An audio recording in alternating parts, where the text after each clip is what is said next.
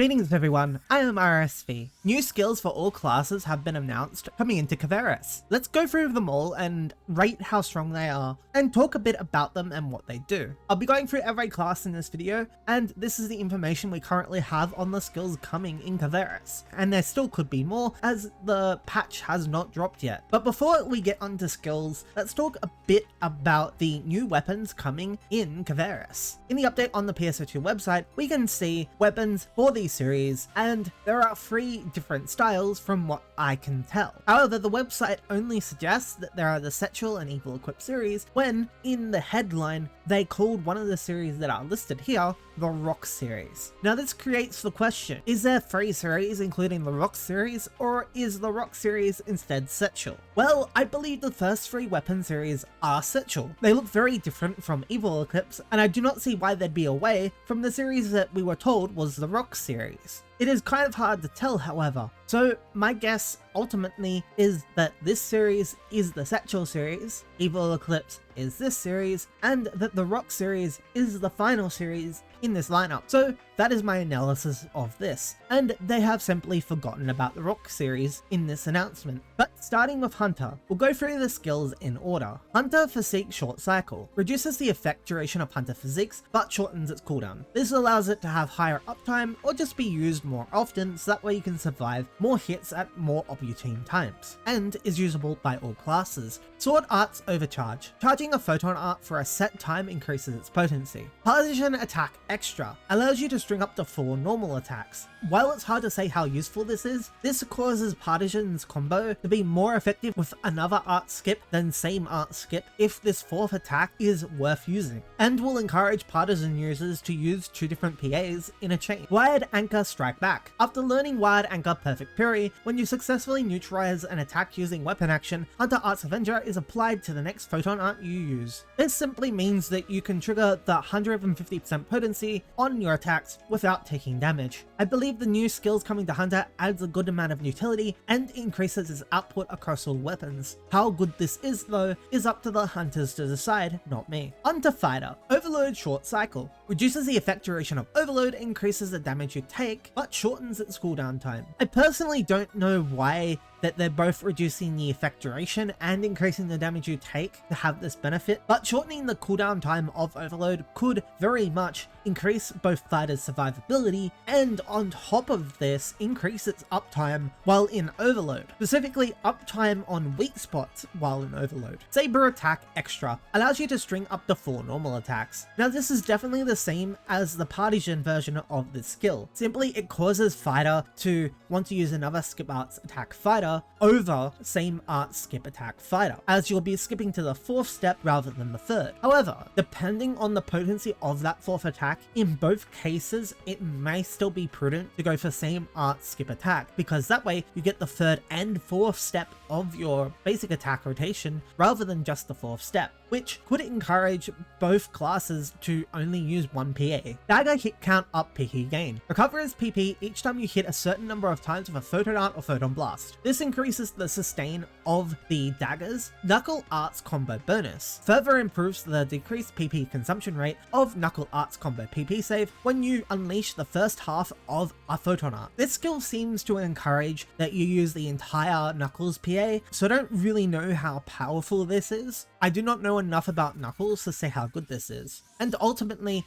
I can say it seems like Fighter is getting decent upgrades here. I can only really comment on Knuckles and Saber Attack. You know my answer for Knuckles. Double Saber, I think if it's done well, it's great. Short Cycle, I feel like the Fighter doesn't need to have the extra damage taken. It turns Overload potentially into a more click and waste button, and increases the chance that you will waste it. So I think there is that danger there in having it there. Moving on to Ranger. Spread Shot Auto Charge. Your spread shot gauge automatically fills and can be used on all classes. Gunner's alternate weapon is the rifle. Now this is good as a subclass weapon, as long as the rifle automatically fills while it is not being used. If it does, especially on a gunner, it can allow the gunner to use spread shot as a DPS cooldown because gunner should be getting the damage bonus from the rifle still, and is just a good all-round pick for ranger because it increases the uptime of spread shot, rifle grenade, quick reload. When you successfully dodge with a weapon action, reduces the cooldown time for rifle grenader. While I think that this is a good skill, I think that dodging with a weapon action isn't the easiest thing to do as rifle. Wide range blight rounds. Fires rounds that increase damage dealt to any part in a wide area of effect. This skill draws from the same number of uses and cooldown time of ordinary blight rounds. This seems like an AoE version of blight rounds, which is kind of unheard of, I believe, but it is kind of hard to say off the wording here, so I will leave it at if it is an AoE version of blight rounds that is as strong as blight rounds, this would be really strong and really useful for the ranger, and possibly making it one of the strongest AoE classes in the game. Launcher attack short charge. Reduces the potency of charged normal attacks, but they charge faster. I don't know how impactful this will be, honestly. If anyone uses the launcher's charge attack to recover PP versus the normal attack for the launcher, please let us know, and please share your opinions on it. Other than rifle grenade at quick reload, I think that all of this is really impactful for the ranger, and the ranger also seems to get an actual new PA from this, which is potentially really good and really strong for the future of ranger. Moving on to gunner. Chain trigger can't retain. When a chain trigger ends without a chain finisher boost, the chain number of the next chain trigger you will use start at a higher number based on the previous chain number. This is good for downtime and just generally if you fail to fire off your chain trigger before it ends. I think it's a good improvement of the class all around and makes the class less punishing. Stylish roll counter bullet. A successful dodge with weapon action simultaneously unleashes a counter attack. Now my opinion of this skill is it could either be very broken or very underwhelming.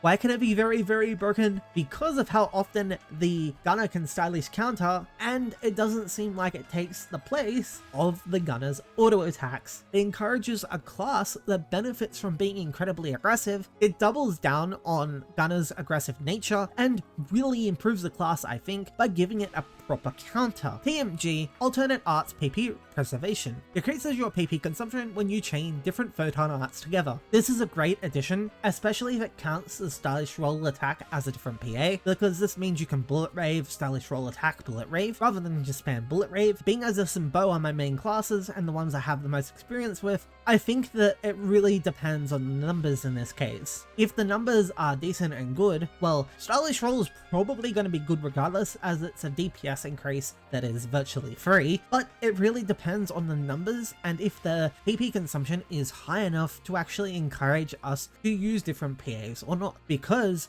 it's going up against chain trigger and the speed at which we get it out. However, after we've gotten those two initial chain triggers off, it might actually be a good idea to use this anyway because the PAs come out faster. But again, we'll have to wait and see for actual percentages here. Force, photon flare short cycle. They seem to be adding a lot of short cycles into this where they reduce the duration but shorten the cooldown time. Curiously, however, this one doesn't have any negative effects for the actual skill itself and is just a duration reduction of photon flare, meaning we can use it more often. And this is still interesting because it does mean that we will be able to get our PP restores at the end of photon flare more often. Kvaris brand. When you hit an enemy with a fire technique a certain number of times, a seal of flame is engraved. When you hit with another fire technique, the seal explodes, both causing an additional attack and restoring PP. This is a great addition. It essentially just makes all your fire PAs stronger. Rod technique PP well up. You recover PP naturally while activating techniques, however, your natural PP recovery speed is reduced. I believe this means your natural PP recovery occurs during your tech's animation, which basically just means the force has all year round natural PP recovery, albeit it is halved during the animation. But this is an amazing change for force, as it means its PP conversion ability is a lot stronger for the force. Talus bloom after PP gain. At the end of Talus deployment, triggered by a photon art, you'll recover PP based on the number of times the technique was used while it was deployed.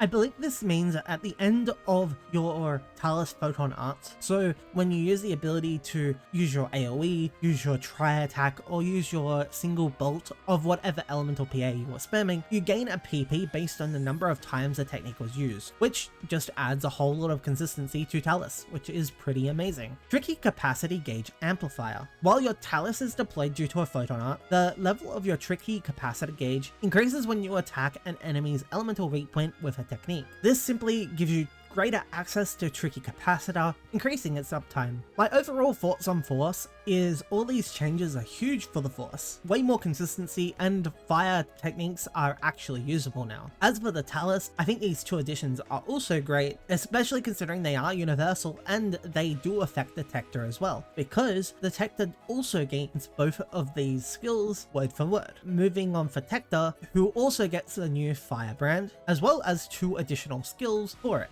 Starting with 1 attack extra, allows you to string up to 4 normal attacks, and 1 art skip attack. After using the same PA successfully, your normal attack changes to its 3rd step. In conjunction, these 2 skills are incredibly useful for the Techter, as it increases the potency of the Techter's normal attacks by allowing it to attack twice with its 3rd and 4th attacks when you use the same PA consecutively, which I think is a good upgrade to the normal attacks of the Techter. Although my overall thoughts on the Techter's upgrades is they are kind of underwhelming, as they're kind of just adding tech that the other class already had. Moving on to Braver. Brave Combat Crush Spirit. When you trigger Brave Combat, Brave Spirit also becomes active. This just increases the uptime of Brave Spirit. Katana PA Combo Finish. After using the 3rd step of a Katana photon art, your normal attack changes to a powerful strike. This encourages the Katana to use its normal attack more often, possibly gaining more PP and more damage out of it. Katana Guard Counter Plus. When you perform a Katana Guard counter, performing a normal attack unleashes an additional counter. This sounds like it gives the Katana 2 counters rather than 1, which is a DPS increase, most likely, and is incredibly useful as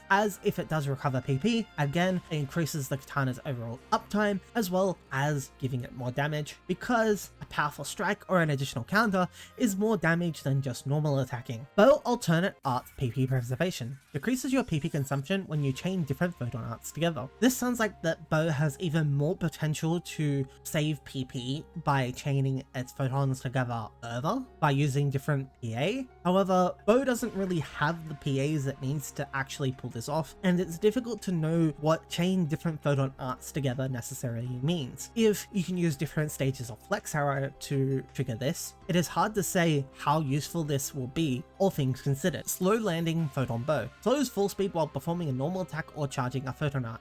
Honestly, I think this was needed, however, it's a bit underwhelming. This is good for bows uptime on weak points. In the case of like Renesfera, for example, you'd fall below the point that you could hit the weak spot very easily and you just wouldn't be able to hit it anymore. But overall, looking at the Braver's options, I believe that Katana got a better deal than the bow did here, and I believe that Katana users will be happy with these new additions, though I'm sure they'll still have their problems. Though as a bow player myself, I feel kind of disappointed here. Bow already had decent PP efficiency, especially if you went into bow tech, and on top of that, it was very counter reliant as a range class, so I would have liked to see something that makes it less counter-reliant, but it is still counter-reliant based on what we got here. I would have liked to see us get something a bit more unique, as well as, again, it has the same problem with Techter, where it seems to be just getting tech that the other classes had. Bouncer gets Firebrand. Photon Blade Protect for Soaring Blades negates enemy attacks when you use weapon action. I believe this skill point only applies when you're using Photon Blade as a standalone PA rather than as a button you click during your combos. So I believe this just makes you harder to take down while you're in your Fanatic Blade. And Blade Art's Parry Counter Edge I think is very strong when put into perspective. It causes you using your weapon action while attacking to also unleash a counter. If this counter locks you into an animation that also has iframes, or you continue with your attack but the counter goes off, it is hard to say at the moment, and we'll have to wait and see when it actually releases. However, either way, this could be really strong for the Soaring Blades and really help it compete and feel like it's competing with jet boots. As I know has been a common complaint about Soaring Blades, Thrust Drive Skip Attack. After using Thrust Drive, your normal attack changes to its 4th step. I have mixed feelings on this purely just because it is good, but it kind of falls into a bit of a niche situation where you have to spend PP to earn PP. It's not like you're comboing the jet boots attacks, you have to use a technique, trigger Thrust Drive, and then into a 4th normal. It is a bit niche and a bit contrived, I think, though it is a good skill point for that niche situation. Jet Sweep Jolt short cooldown. When you successfully dodge with a weapon action, the cooldown time for Jet Sweep Jolt is reduced. This is kind of interesting because there are situations with the bouncer where you can constantly chain your bouncer counter off an AoE that is just sitting there. But this is only affecting the Jet Sweep Jolt cooldown, and that cooldown is quite short. Though I'm sure that there are situations that will come up that this causes it to get from 0 to 100 and reduce the cooldown to 0 as well right after using it, but we'll have to wait and see. But what do you think about all these new skills? I've been RSV, and I'll see you next time.